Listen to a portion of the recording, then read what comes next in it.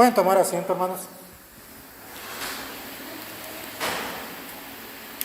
Es hermoso este pasaje porque tenemos que considerar que muchas veces el Señor, cuando hacía un milagro o hacía una sanidad, le decía a las personas que no lo divulgaran. Pero ya en este evento Él abiertamente se presenta como el Rey de Reyes y Señor de Señores que es. Aquí ya abiertamente Él les declara todo esto al entrar en Jerusalén. Pero como introducción a este mensaje, vamos a ver otra situación similar, pero a la inversa. ¿Por qué a la inversa? Bueno, miren, allá en el Antiguo Testamento, en el libro de Esther, nos habla del rey Asuero. Este era un rey al cual nadie podía molestarlo bajo pena de muerte. Nadie podía presentarse delante de él si él no lo llamaba, ni siquiera la misma reina Esther. Si usted ya leyó este pasaje, se dará cuenta de esta situación. Ni la reina estaba exenta de poder molestar al rey. La única manera de salvación, como ya hemos leído en este pasaje, era que el rey extendía su cetro hacia la persona. Si la persona hallaba gracia y el rey le extendía el cetro, salvaba la vida.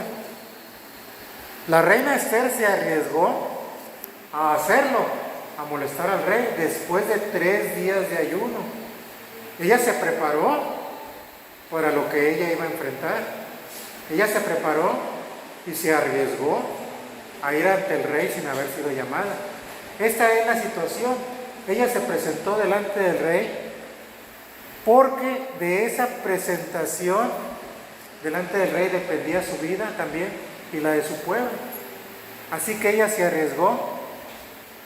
Y déjame decirte que con este valor de ella de haberse arriesgado, se ganó un lugar entre los héroes del Antiguo Testamento. Eso sucedió y 500 años más o menos después sucedió una escena parecida, que es la que leímos en este pasaje. Pero les decía que es a la inversa, porque en el caso de la reina Esther, ella se presentó ante el rey, pero en el pasaje que leímos en Lucas, ahora es el rey el que se presenta delante de su pueblo.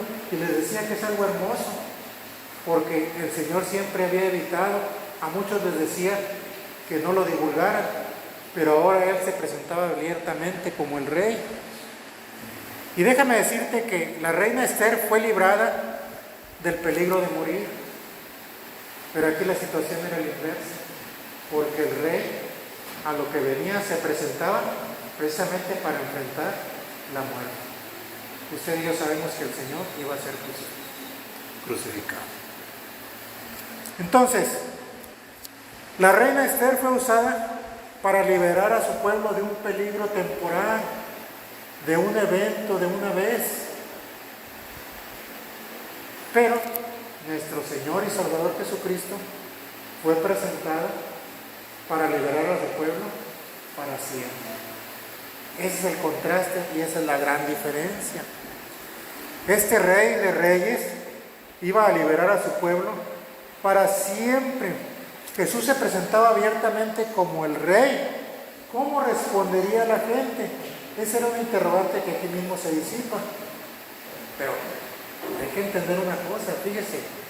Esas mismas personas que aquí en el versículo 38 decían: bendito el Rey que viene en el nombre del Señor, paz en el cielo y gloria en las alturas.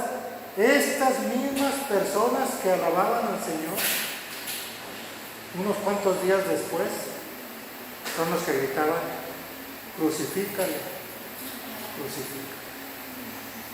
¡Qué contraste! ¿Cómo es posible que de un par de días cambien las personas tanto? Por eso la pregunta es difícil. ¿Cómo respondería la gente al Rey?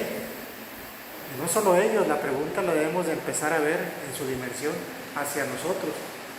¿Cómo estamos recibiendo nosotros al Rey? Jesús se presentó abiertamente como el Rey. Y Jesús, en este relato, tenemos que ver y poner atención, además del Señor, a los protagonistas de este relato. Déjame decirte que aquí hay un detalle muy interesante. En este relato que acabamos de leer, Lucas describe los eventos dos veces. Es curioso. Primero relata Lucas cuando el Señor hace la petición a sus discípulos de lo que iban a hacer con el pollino, cómo lo iban a conseguir. Y después Lucas nos relata efectivamente cómo hicieron los discípulos. O sea, primero nos lo relata cuando Jesús lo ordena y luego cuando los discípulos lo hacen. ¿Cuál es el énfasis en esto? Que usted y yo veamos que los discípulos hicieron exactamente lo que el Señor les pidió. No cambiaron absolutamente nada. ¿Con esto qué le quiero decir? Que no pusieron ningún pretexto ni ninguna excusa. Y ojo, el Señor aún hoy nos dice lo que tenemos que hacer. Oye, hermano, ¿cómo nos lo dice? Te lo dice en oración. Te lo dice cuando lees la Biblia. Te lo dice a través de su Espíritu Santo, porque dígame si no hemos visto testimonios de que usted de repente siente la necesidad de hablarle a alguien. No es que usted haga un programa, bueno, hoy voy a hablarles a todos los que viven a la derecha de mi casa o mañana a todos los que viven, es que no. Usted de repente siente la necesidad de hablarle a alguien que por X circunstancias se cruzó en su camino. Puede ser un cliente, puede ser un compañero de trabajo, puede ser un compañero de escuela, puede ser alguien. Usted de repente siente esa necesidad. Es como Dios habla. Dios habla de diferentes maneras. Amén. Los discípulos no pusieron pretextos ni excusas. La pregunta es, usted y yo, cuando Dios nos habla, ¿hacemos lo que Dios quiere? Cuando la palabra de Dios dice que debemos disciplinar a nuestros hijos porque así hallaremos descanso, ¿lo hacemos? Ojo, no estoy diciendo si a usted le gusta la palabra de Dios, le estoy diciendo si usted obedece la palabra de Dios, porque ciertamente muchas cosas a mí me gustan, no solo me gustan, me encantan, pero algunas son difíciles. Eso de disciplinar a los hijos, yo soy padre, yo sé que es difícil, pero es necesario. Es una orden de Dios. Corrige a tu hijo y te dará descanso. Así dice la palabra de Dios. Y créame, yo quiero descanso. Así dice la palabra de Dios, que tenemos que corregir a nuestros hijos. ¿Hacemos exactamente lo que Dios nos pide? ¿O ponemos pretextos? O decimos, bueno, Señor, esto se ve bien, pero yo creo que esto es mejor. Y le cambiamos la orden al Señor. ¿Estaremos haciendo eso? Preguntémonoslo cada uno de nosotros. Déjame decirte que en este evento que el Señor mandó por el pollino, a los discípulos, fíjense lo que fueron a hacer. Fueron a buscar un pollino y lo fueron a desamarrar para llevárselo. ¿Y qué creen? ¿No les dio pena hacerlo?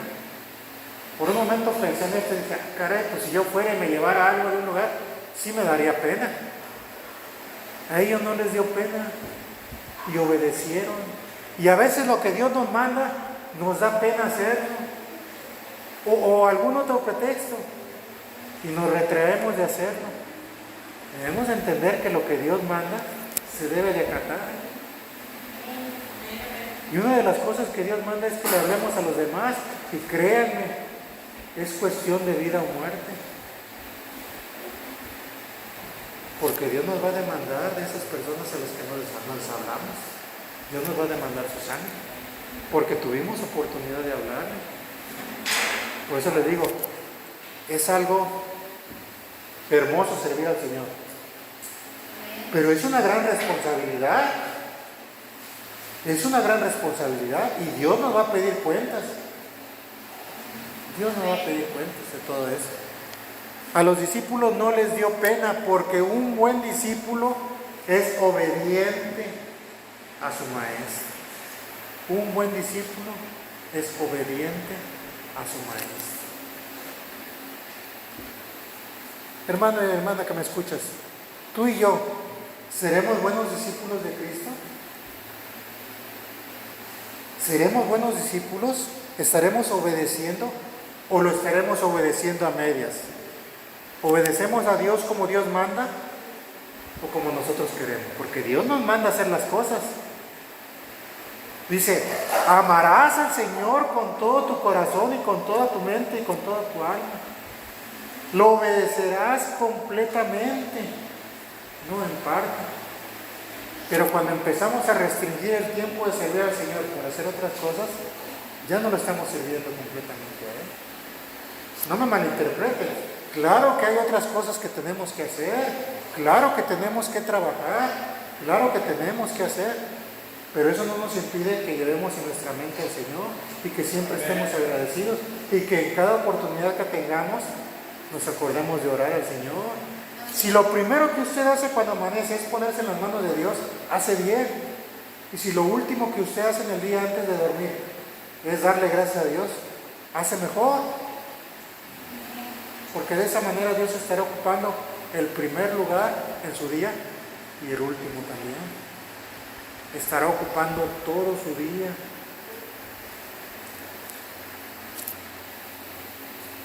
Jesús quiere que hablemos a otros de Él. ¿Lo estamos haciendo? ¿Lo estaremos haciendo? Llevémonos esa pregunta en nuestras mentes. ¿Estaremos haciendo la voluntad de Dios? El segundo punto que quiero que veamos es la reacción de los dueños. La palabra de Dios dice aquí que fueran a desatar un pollino. En el 33 nos dice que en ese momento los dueños les dijeron, ¿por qué desatáis el pollino? Claro, aquí la palabra traducida es dueños, pero en el original la palabra que se usa es los señores del burrito, que para que lo entendamos nos lo tradujeron como los dueños del burrito, pero la traducción literaria es los señores del burrito, los propietarios del burrito. Les dijeron, ¿a dónde llevas el burrito? Dice aquí que ellos dijeron, porque el Señor lo necesita. Fíjense el contraste. Los señores del burrito reclamaron, ¿a dónde llevan el burrito? Y los discípulos le dijeron, el Señor de todo. Ahora sí que un señor arriba de los señores del burrito lo necesita. El que es dueño de todo lo necesita. El que es Señor de todos y también de ese burrito lo necesita. ¿Qué dijeron los dueños del burrito o los señores del burrito? ¿Qué dijeron? ¿Reclamaron después de esto? ¡Qué hermoso! Ellos sabían quién era el verdadero Señor de todas las cosas. Y en este caso era el Señor Jesucristo. Ellos lo entendieron y dejaron que se llevaran el burrito. ¿Ven cómo en este caso se cumple todo lo que el Señor mandó? Y cuando hacemos lo que Dios manda, su nombre es glorificado. ¡Qué bendición! Miren, ellos fueron obedientemente encomendados por el Señor que hicieran esto. Y todo lo que el Señor les dijo se cumplió. ¿No era eso una muestra más, una más, de que Él está en control de todas las cosas? Por supuesto que sí. Y eso es hermoso. Cuando usted y yo veamos la mano de misericordia sobre nuestras vidas, acordémonos de darle gracias a Dios. Porque Él es el que está en control de todas las cosas. Créalo. No porque yo lo digo, sino porque la palabra de Dios lo dice. Ellos se entregaron el burrito para el servicio del Señor. Y aquí otra vez, fíjense qué bonito. Igual que los discípulos, los señores del burrito ni pusieron pretextos, ni pusieron condiciones. No le dijeron a los discípulos, oigan, pero acabamos de bañar al burrito, no lo vayan a ensuciar mucho, o trátenlo con cuidado, de repente se tira el suelo y no quiere caminar. No pusieron pretextos, ni pusieron condiciones. Y hermano, usted y yo a veces nos portamos como ese. Estaba yendo a un predicador que daba el ejemplo de que algunos cristianos De veras, nos volamos la barda. Les dice que estaba un cristiano en una hamaca amarrada de un árbol de mangos. Y ahí estaban los mangos bien maduros ya colgando. Y decía, Señor, yo quisiera un mango. Y ¡pum!, se cae un mango. Pero claro, cae por un lado. Y el cristiano voltea y dice, ay, Señor, pero lo quiero aquí en mis manitas. Pues, ¿qué creen? Se cae otro mango y le cae en las manos a ese hombre. Ay, Señor, pero ya lo quiero peladito y con chilito y limón. No. La palabra de Dios es clara. Y fíjense aquí, los señores del burrito no pusieron ninguna condición. La pregunta es para nosotros, usted y yo. Dios nos manda lo que debemos de hacer en su palabra. ¿Lo estamos haciendo o le estamos poniendo condiciones al Señor? Porque recuerden que muchas personas ya hicieron esto. Había quienes querían seguir al Señor y uno le dijo, Señor, deja que vaya y entierre a mi padre y entonces te seguiré. Eso es ponerle condiciones al Señor. A veces queremos servirle al Señor, pero le decimos, bueno, Señor, si tú me das esto, ya estamos mal. Porque el Señor ya lo hizo todo. Él ya dio toda su sangre en la cruz por usted y por mí, por todos nuestros pecados, pasados, presentes y futuros. Él ya lo hizo todo. Así Él no hiciera una sola cosa más por nosotros, Él ya se merece toda nuestra reverencia. Tenemos el ejemplo de Lázaro y el rico.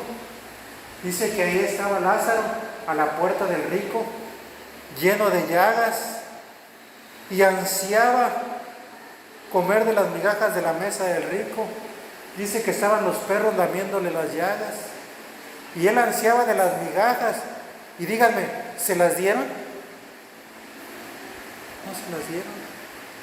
Él no recibió nada más que sufrimiento. Pero qué hermoso dice la palabra de Dios, que un día fue al seno de Abraham y allí él fue consolado.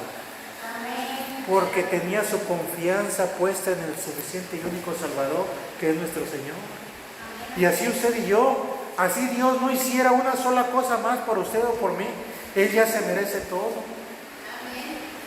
Por eso estos hombres hicieron bien, porque ellos no pusieron condiciones. Ah, el Señor necesita el burrito. Ahí está el burrito. Y los discípulos, yo me imagino que gozosos, se llevaron el burrito para el servicio del Señor. Hermanos, si tú y yo ponemos excusas para servir al Señor, déjame decirte que nos estamos perdiendo de un gran honor y de un privilegio. Porque Dios quiere que le sirvamos, pero somos nosotros los que estamos poniendo el tropezadero, los que estamos poniendo el estorbo, los que nos estamos perdiendo de ese privilegio, de ese honor, de servirle al Señor. Ahora, como tercer punto, veamos a nuestro Señor Jesucristo. Ahora va montado en el burrito, va entrando a Jerusalén. ¿Qué es lo que sucedió en este evento? Que la multitud lo comenzó a aclamar. Y díganme, ¿es correcto esto? Por supuesto que sí. Nuestro Señor y Salvador Jesucristo se merece toda la honra y toda nuestra alabanza. La multitud tenía un entusiasmo correcto y hacía bien en aclamarlo. Lo triste en este evento es que en medio de esa multitud también venían algunos fariseos. Dice el versículo 39, entonces algunos de los fariseos entre la multitud le dijeron, maestro, reprende a tus discípulos. ¿Ven qué situación? Ojo, cuando usted y yo queramos servir al Señor, va a haber oposición. Va a haber a quien no le va a gustar. Y va a haber quien se va a poner en contra de que usted lo haga. Eso es algo, se oye feo, pero es algo normal. Porque ese es el trabajo del enemigo, ponernos tropiezo. Pero ojo, la palabra de Dios dice que mayor es el que está con nosotros que el que está en contra de nosotros. Si Dios con nosotros, dice, ¿quién contra nosotros? Y de eso se trata, de que nosotros veamos que si hacemos la voluntad de Dios, de que si confiamos plenamente en Dios, Él va a deshacer toda oposición que se presenta. Él va a eliminar todos esos problemas. Es lo que usted y yo debemos de ver. Dice que había fariseos que no creían que nuestro Señor Jesucristo fuera el Rey y no celebraban porque no entendían lo que Dios hace. Fíjense, eran la clase religiosa. Ellos eran los que más leían la Escritura, la ley, la palabra de Dios. Y estaba escrito que el Rey de Reyes y Señor de Señores iba a entrar precisamente en un pollino, en un animalito de carne. Así estaba escrito que iba a entrar. El Señor cumplió todas y cada una de las profecías que estaban escritas. Y ellos viendo todo eso, qué contraste, siendo los que más debían de saber de este evento, son los que lo rechazaban. No celebraban porque no entendían lo que Dios hace, y no entendían lo que Dios hace porque principalmente no tenían a Dios en sus corazones. Y ya tuvieran, si realmente conocieran a Dios, sabrían que era Él el que estaba acomodando todas las cosas para la entrada triunfal. Pero el principal problema, ¿cuál es? La incredulidad. No creían que nuestro Señor Jesús fuera el Rey de Reyes. No creían. Y eso es muy triste. Y es muy triste porque la palabra de Dios es clara, que el que duda no piense que recibirá cosa alguna del Señor. Ese es un gran impedimento, ese es un gran problema, la incredulidad. Jesús llegó a presentarse como el Rey, pero 5 días después lo crucificaron. Esa es la respuesta a la pregunta que les había hecho. Tristemente, no quisieron al Rey que había venido a salvar. Y esto sigue sucediendo. Hay gente a la que usted le va a hablar de Cristo y abiertamente lo va a rechazar. Y no digo yo, dice la palabra de Dios, dice que el que no cree, allá en el capítulo 3 de Juan, dice, ya ha sido condenado. Y da la razón. Dice, porque no ha creído en el unigénito Hijo de Dios. Ahí está. Entonces, usted y yo debemos de hablarles a todos. Y mientras la persona esté viva, hay esperanza. Ya una vez que la persona muere, ya no hay oportunidad. Hasta ahí se acaba la oportunidad. Por lo tanto, debemos de hablarles a todos. Pero va a haber oposición, desde luego que sí. Pero miren, el detalle o lo importante dice aquí, vamos a contrastar esto. El rey Asuero, como vimos al principio, sí recibió a la reina Esther. Pero aquí el contraste es que el propio pueblo de Israel no recibió al Rey de Reyes y Señor de Señores. Sin embargo, este hecho de que no lo hayan recibido como rey No quiere decir que Jesús dejó de ser rey. Todo esto estaba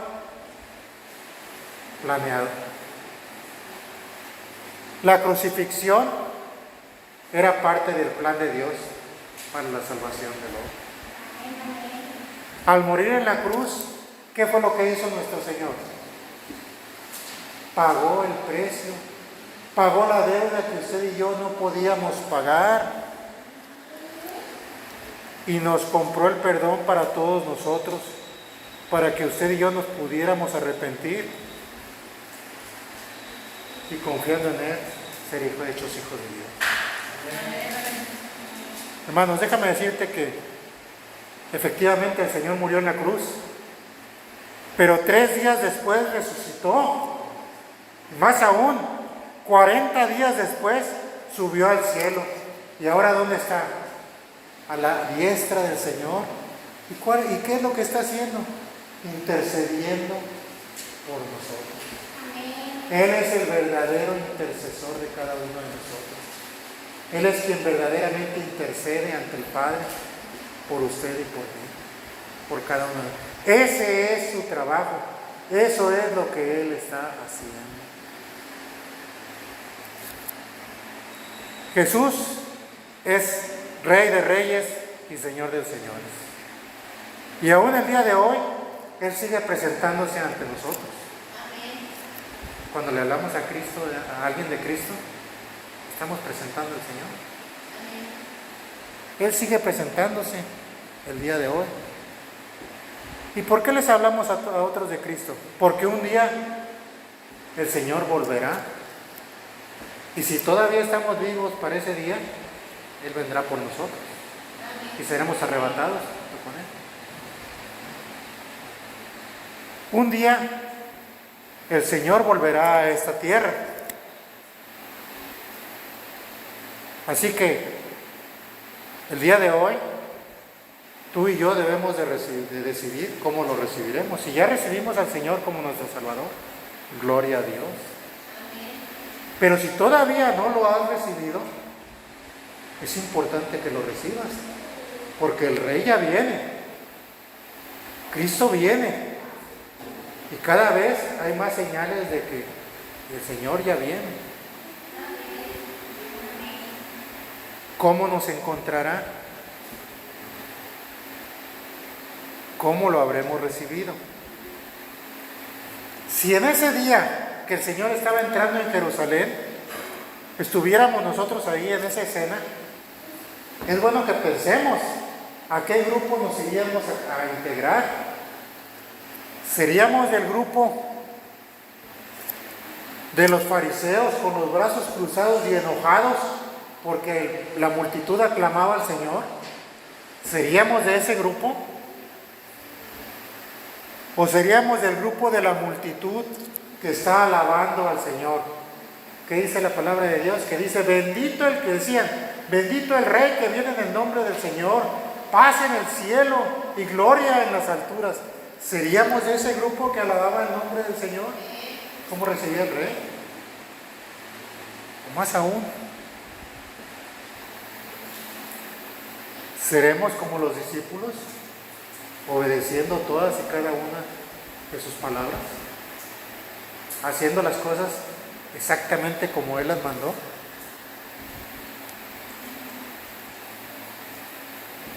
Estas son 2 preguntas que quiero que se lleven en su mente para terminar. La primera es, ¿le obedeceremos, como les dije, como los discípulos? ¿Estaremos obedeciendo la palabra de Dios? Y más aún, la segunda, ¿le estamos sirviendo al Señor con lo que tenemos, como los dueños del burrito? Aquí la ilustración es la siguiente. Y con esta terminamos. Había un pobre que andaba buscando entre las cosas que la gente desecha. Y un día se encontró unas naranjas. Y iba bien contento con su pastelito de naranjas. Pero el rey de esa ciudad iba pasando y se acercó a la multitud ¿Qué está pasando? No, pues viene el rey de la ciudad. Ah, dice, esta es mi oportunidad. Y cuando pasó el rey, le empezó a gritar, rey, rey, ayúdame. El rey se paró y le dijo, a ver, ven para acá. ¿Dices que soy tu rey? Sí, tú eres mi rey. Bueno, si soy tu rey, de ti voy a recibir. Así que, si soy tu rey, dame. Y dice el pobre hombre, ya no fue negocio, yo venía a pedir, y ahora voy a recibir, ahora voy a tener que dar. Y pues lo único que traía eran las naranjas. Y sacó una naranja y se la dio al rey. Ten, rey, aquí está mi tributo. Ok, el rey tomó la naranja y se las enseñó a todos. Miren, me acaba de dar una naranja. Sacó el rey de entre sus ayudantes un costal lleno de monedas y tomó una moneda grande de oro. Le dijo, ok, mira, ten. Una naranja, una moneda de oro. Ahí entendió este hombre. No, rey, permíteme, espérame. Aquí traigo todo el costal. Todas las naranjas son tuyas, yo te las doy. Su oportunidad estuvo. Y él ofreció una naranja y así recibió su recompensa. La pregunta para ti y para mí nuevamente. ¿Estamos obedeciendo como los discípulos? Y nuevamente, ¿le estamos sirviendo con lo que podemos, con lo que tenemos, como los dueños del burrito? ¿Qué tenían los señores del burrito? Un burrito. ¿Y qué pusieron al servicio del Señor? Un burrito. Lo que tenían. Sea mucho, sea poco. Cuando usted y yo servimos al Señor, todo lo que demos o lo que hagamos, todo lo que hacemos, cuando lo ofrecemos al Señor, se vuelve adoración.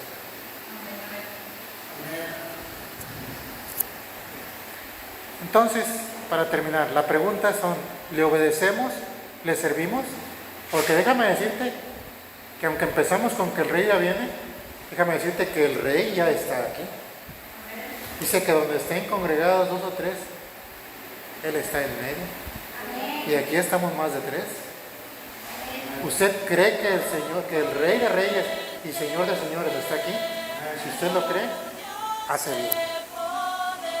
Hace bien. El Señor lo ve. Y por mí se humilló y me considero digno de su amor y todo por un pecador. Cuando pienso en Jesús y su amor en la cruz, yo sé que sin Él perdida estaría yo, mas su voluntad fue sufrir y pagar por salvar a un pecador como yo. Por salvar a un pecador como yo, Señor, por un pecador como yo. Su trono abandonó y su reino dejó por salvar a un pecador como yo. Mi mente finita no puede entender que fui su razón para resucitar. Tan indigno yo soy, mas Él quiso morir por salvar a un pecador como yo. Por salvar a un pecador como yo, Señor, por un pecador como yo. Su trono abandonó y su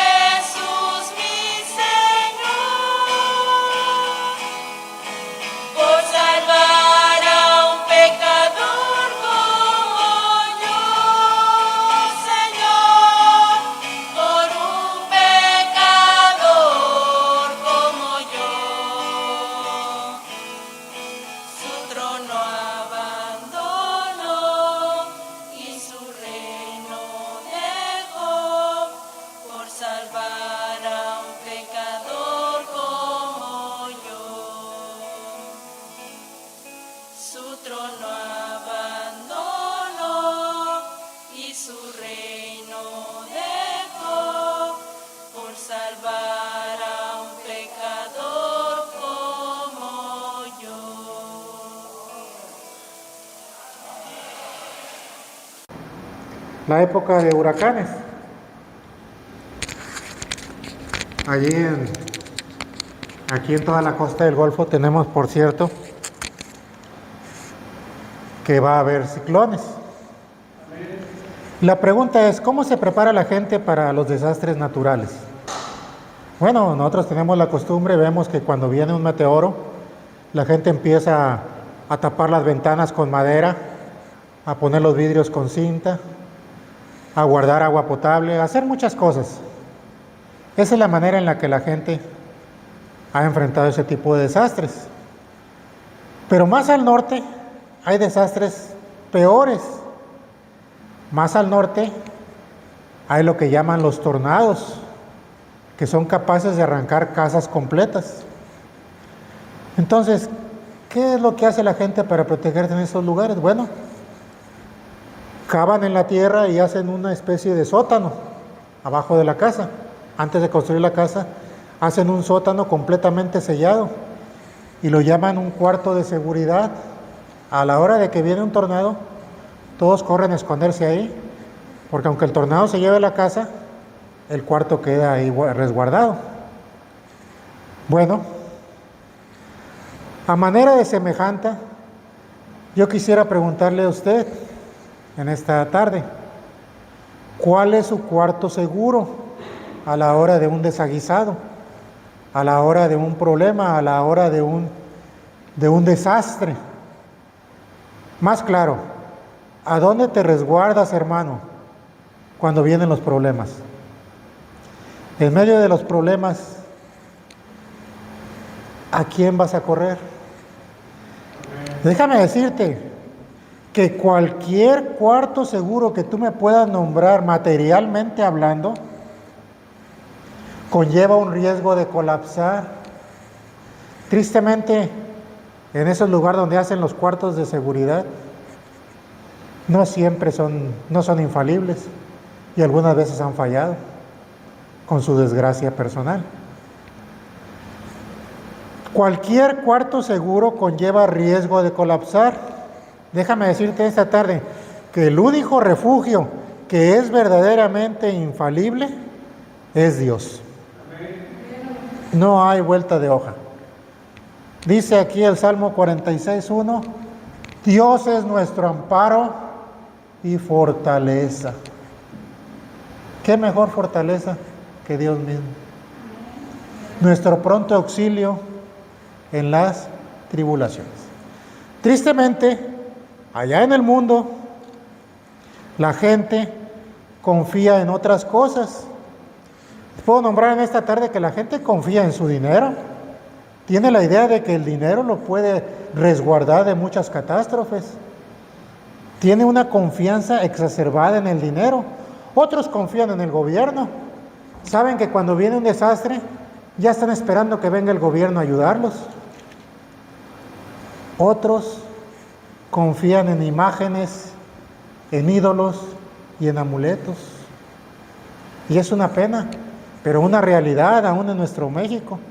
¿Cuánta gente no tiene figuras, estatuas, ídolos en los cuales deposita toda su confianza? Aunque sabemos que son figuras mudas, no hablan, no oyen, no sienten y tristemente no pueden rescatar, no pueden salvar. Pero la gente tiene confianza, solamente que, déjame decirte que para los hijos de Dios,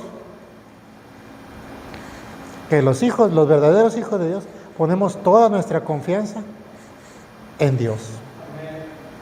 Eso es lo que hace un verdadero hijo de Dios.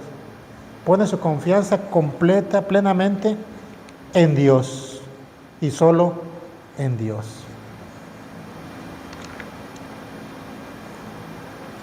La pregunta en esta tarde, a la vista de esto, cuando vienen los problemas, hermano, ¿corres a refugiarte en Dios? ¿Buscas el rostro de Dios? ¿Te refugias en Él? ¿Confías plenamente en su cuidado y en su protección? ¿De veras corres a Él? Si es así, gloria a Dios, es lo mejor que podemos hacer. Pero sincerémonos, ¿de veras viene el problema y corremos primero a Dios. Si así lo hacemos, está bien. El primer punto en esta tarde es que Dios nos ofrece firmeza. Dios nos ofrece firmeza. Aquí veíamos que Dios es nuestro amparo y fortaleza.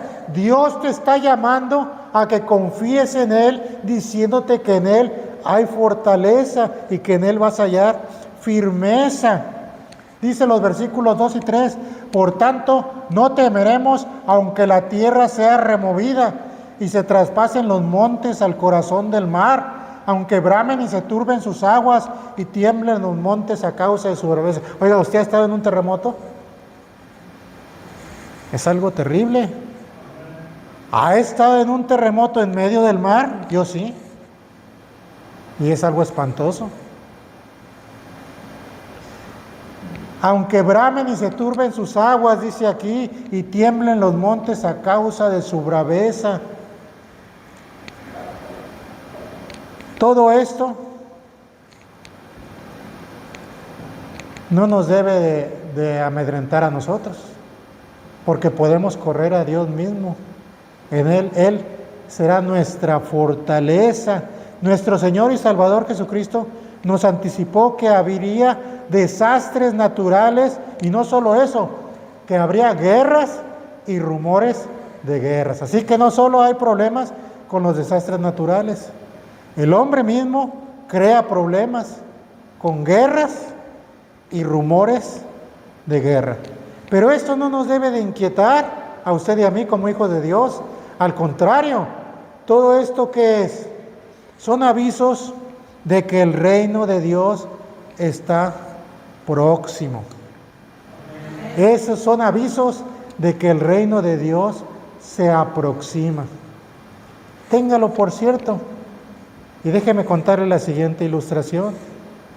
En una ocasión, un pastor le preguntó a todos sus alumnos a los que les estaba dando clase, claro, todos ellos jóvenes, y como jóvenes tenían planes, y les preguntó uno por uno si creían que el Señor vendría esa noche, si creían que el Señor regresaría esta noche, y uno por uno fueron diciendo que no, que pensaban que el Señor iba a venir, por cierto, pero no creían que fuera a venir esa noche. Uno por uno fueron dando diferentes razones, diferentes planes, y todos creían que efectivamente el Señor iba a venir, pero no creían ellos que fuera a venir esta noche. Bueno, parsimoniosamente el predicador tomó su Biblia y buscó en el Evangelio de San Mateo, el capítulo 24.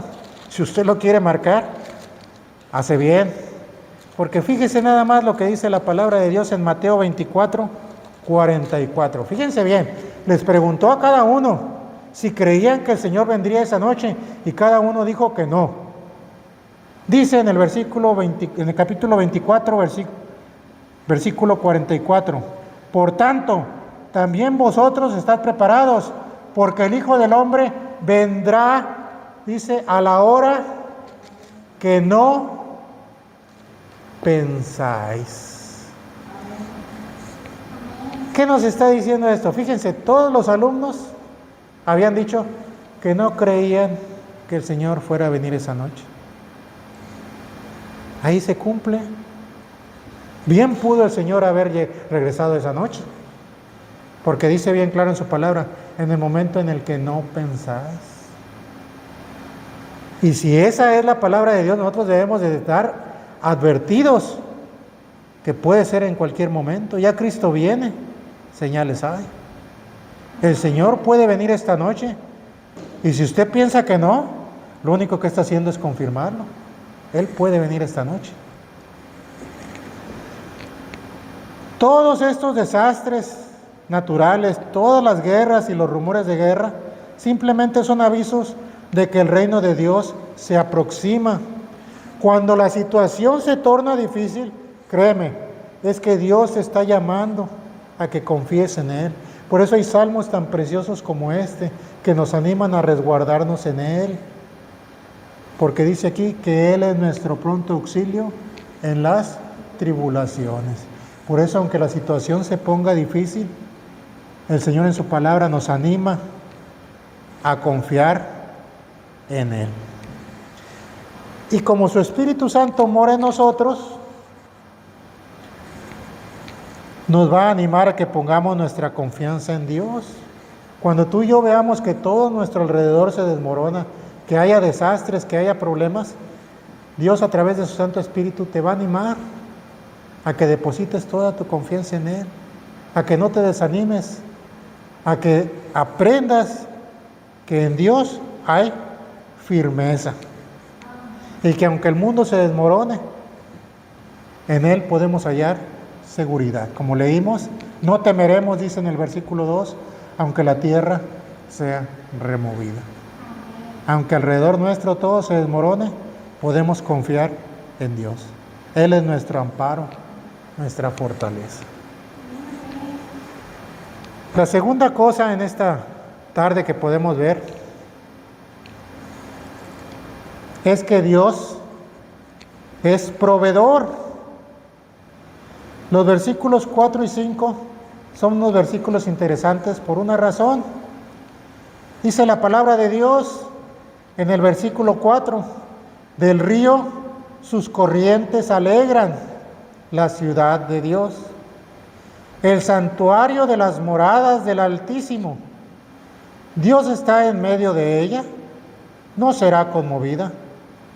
Dios la ayudará al clarear la mañana.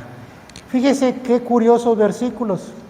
Si entendemos que se está hablando de Jerusalén, déjeme hacerle un comentario. Jerusalén no tiene río.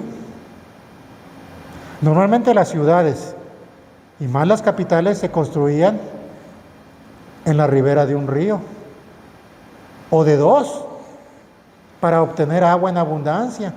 El agua era necesaria, ¿por qué? Porque les servía como transporte. Pero los que vivimos cerca de un río, sabemos que el río produce alimento, como en forma de peces y de mariscos. Y esa es una gran ventaja. Tener un río es una gran ventaja porque de ahí podemos obtener alimento. Curiosamente, Jerusalén no tiene río. Pero miren qué bonito. Del río sus corrientes alegran la ciudad de Dios, el santuario de las moradas del Altísimo. Dios está en medio de ella, no será conmovida. ¿Por qué no tiene río? Porque Dios mismo es ese río. Dios mismo es su sustentador. Dios mío es su proveedor. ¿Por qué se pudo edificar como capital del reino ese lugar? Porque Dios la sustentaba esa ciudad. Y como imagen y ejemplo, más adelante en Apocalipsis vamos a leer acerca de la Jerusalén celestial, donde Dios mismo es la mejor representación de todo esto. El río de la vida verdadera que dice que nace del trono de Dios. Entonces, es interesante porque aunque Jerusalén no tiene río, lo tiene porque es Dios mismo, es su proveedor y protector. La ciudad se alegra porque Dios mismo está en medio de ella. Y qué mejor motivo para el regocijo, que Dios mismo está en medio de la ciudad y la sustenta, es su proveedor. Un día, usted y yo, hermanos, disfrutaremos esto. ¿En dónde? En la Jerusalén celestial. Ahí lo vamos a disfrutar. Pero hoy ya podemos disfrutar, usted y yo, de la presencia y provisión de Dios. ¿Cómo? A través de su Santo Espíritu. Porque hasta los errores nos corrige. Dice la palabra de Dios que usted y yo pedimos y no recibimos porque pedimos mal, porque ni siquiera sabemos pedir lo que es bueno para nosotros. Pero la palabra de Dios dice que el Espíritu Santo, con gemidos indecibles, nos anima y nos guía a pedir lo que realmente es bueno para usted y para mí. A través de su Espíritu Santo, Dios se manifiesta. Y Dios se manifiesta cuando confiamos plenamente en Él. Recordemos que la palabra de Dios es muy clara. No piense que el que duda recibirá cosa alguna del Señor. Más aún, El hombre de doble ánimo es inconstante en todos sus caminos. Necesitamos, usted y yo, confiar plenamente en Dios, porque es la única manera en la que Dios se puede manifestar en nuestras vidas. Si dudamos, vamos a fracasar. Por eso los animo, hermanos, a que usted y a mí, que no dudemos, que tengamos la certeza de que Dios es nuestro proveedor. No dudemos, porque el que duda, ya vimos lo que es.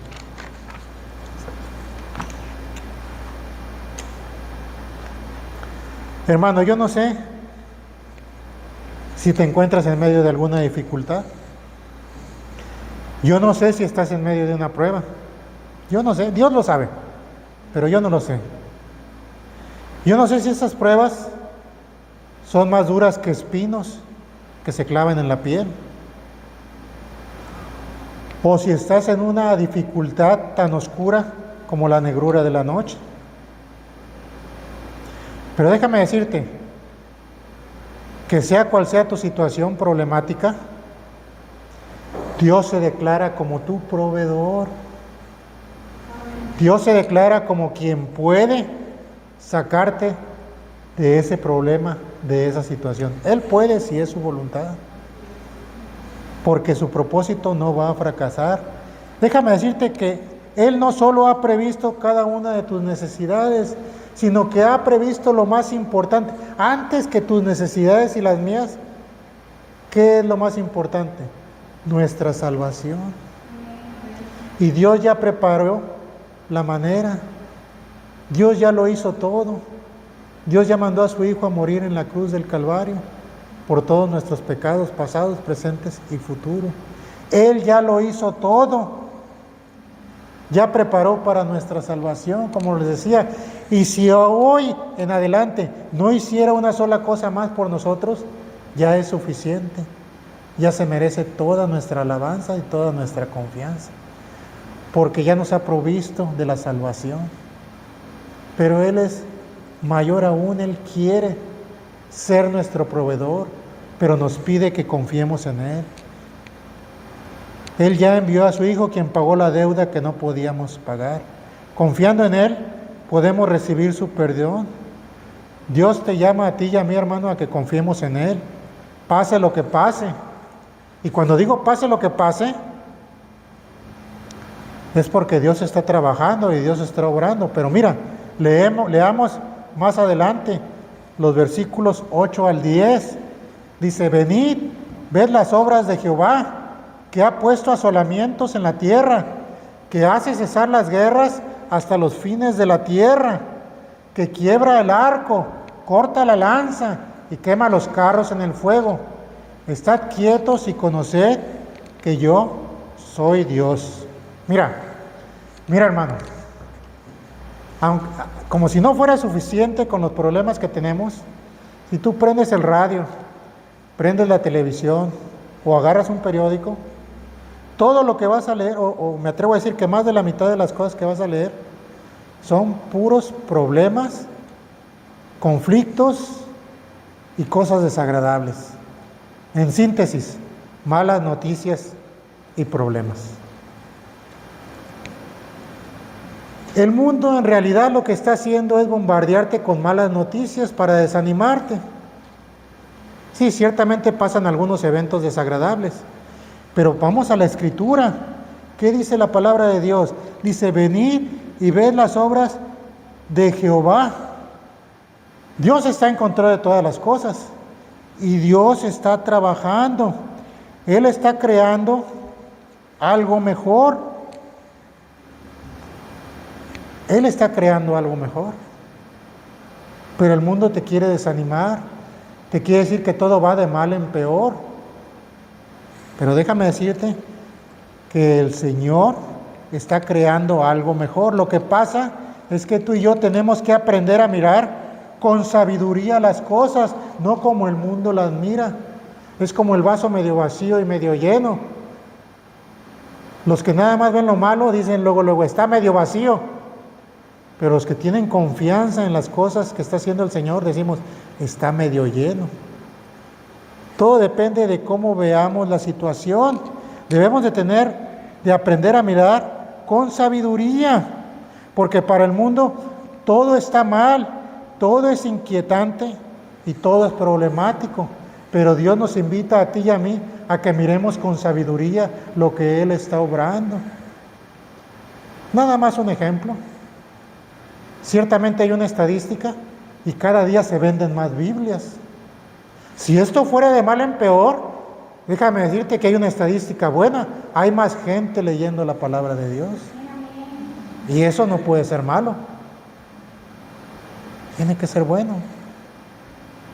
Entonces, ¿qué es lo que pasa? Que el mundo te bombardea nada más con malas noticias. Tú tienes que aprender a discernir lo que Dios está mostrando y aprender a ver que Dios está obrando para que se haga su voluntad, para que las cosas salgan como Él quiere. Tenemos que aprender a mirar con sabiduría. Dios nos invita a ser sabios y mirar. Y te digo esto, hermano, porque un día Jesús volverá. Y entonces pondrá todo en perfecto orden. Entonces todo va a marchar como relojito, porque Él mismo va a poner orden en todas las cosas.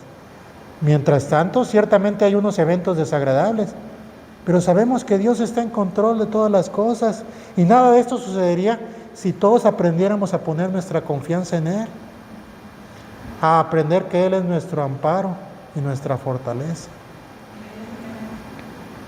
Un día el Señor volverá y pondrá todo en perfecto orden. Mientras Él venga, nosotros podemos calmar nuestro corazón. ¿En dónde? En la seguridad de Dios. En Él podemos tener nuestra confianza. Déjame decirte que este mundo no es como un carro que se lanza a un precipicio. No es un carro que va sin chofer dirigiéndose a un precipicio. No. Dios es quien está en control de este mundo. Dios es quien controla el volante si fuera un carro este mundo. Dios está en control de las cosas. ¿Por qué le digo esto? Porque dice su palabra que ni siquiera un ave cae a tierra si no es por su voluntad.